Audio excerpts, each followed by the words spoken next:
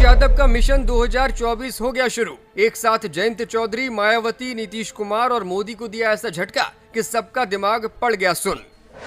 इन सभी पार्टियों के उन नेताओं को साइकिल पर कर लिया सवार जो वोट बैंक और चुनावी राजनीति साधने के हैं माहिर। एक साथ सपा में हुई इतने नेताओं की एंट्री। एक तरफ सपा ने किया स्वागत तो दूसरी तरफ विरोधियों में दिखी बगावत। चुनावी मौसम में ये पलायन करेगा कईयों की खटिया कली। ब्रजभूषण शरण को लेकर पूर्व सीएम ने दिया बड़ा संकेत। भले ही चुनाव आयोग अभी नामांकन, मतदान और रिजल्ट को लेकर अपनी रणनीति न बना पाया हो, बीजेपी भले ही अपने उम्मीदवारों का ऐलान कर इतरा रही हो, लेकिन अखिलेश यादव ने आज कुछ ऐसा कर दिखाया जिससे विपक्षी नेताओं के कान में सीटियां बजने लगी। जो नीतीश कुमार कल तक अखिलेश यादव के गले में हाथ डालकर घूम रहे थे, वो माथा पीट रहे हैं। जो मायावती कल तक अखिलेश यादव पर कटाक्ष कर रही थी, वो चिंता से सूख रहे हलक को तर करने के लिए पानी गटक रही हैं। और बीजेपी आला कमान तो ऐसा सुन्न पड़ा है कि उन्हें समझ ही नहीं आ रहा कि सपा चीफ के इस दांव पर कैसे रिएक्शन दिया जाए। अखिलेश यादव ने अपनी एक चाल से जेडीयू, बीएसपी और बीजेपी को ऐसा धरपटका है कि अब ये करा रहे हैं और अपना दर्द छुपा भी रहे हैं। अखिलेश यादव ने उत्तर प्रदेश सपा मुख्यालय पर बीजेपी, जदयू और बीएसपी के कई नेताओं को पार्टी में शामिल करवा दिया। जनता दल यूनाइटेड के नेता और पूर्व विधायक सुभाष चंद्र श्रीवास्तव, औरैया के पूर्व विधायक मदन गौतम, पूर्व सांसद भालचंद्र यादव के बेटे सुबोध यादव, बीएसपी के पूर्व विधानसभा प्रत्याशी रहे इलियास अंसारी, पूर्व मंत्री शाकिर अली के बेटे परवेज अली, हरदोई के बीएसपी नेता तिलक चंद्र वर्मा जैसे तमाम नामचीन लोग सपा की साइकिल पर अब सवार हो गए हैं।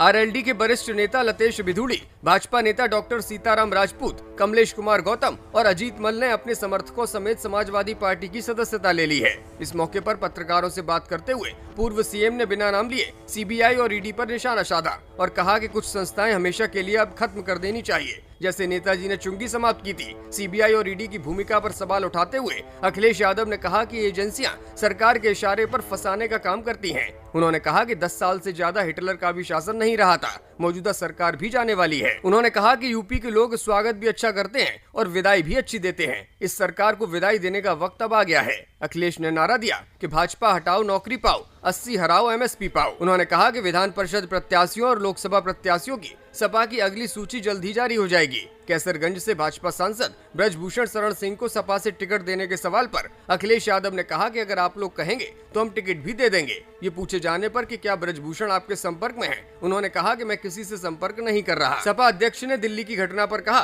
कि मैंने तस्वीर नहीं देखी, लेकिन ये सम्मान, आजादी, संविधान, आरक्षण और लोकतंत्र बचाने का चुनाव है। उन्होंने कहा कि अल्पसंख्यकों को सभी को पसंद करना चाहिए, कमजोर के साथ सभी को खड़ा होना चाहिए। अखिलेश यादव ने एक साथ कई ऐसे सवाल बीजेपी वालों के खिलाफ बुलंद किए हैं कि अब बीजेपी वाले बगले झांकते दिखाई दे रहे हैं। स्थितियां विपरीत होती जा रही हैं, लेकिन सियासी तौर पर सपा में आने वाले नेता पार्टी को मजबूती दे रहे हैं, ऐसा दावा सपा की ओर से किया जा रहा है। बाकी तो चुनावी नतीजे ही बताएंगे कि दावा किसका सही है और किसका गलत है।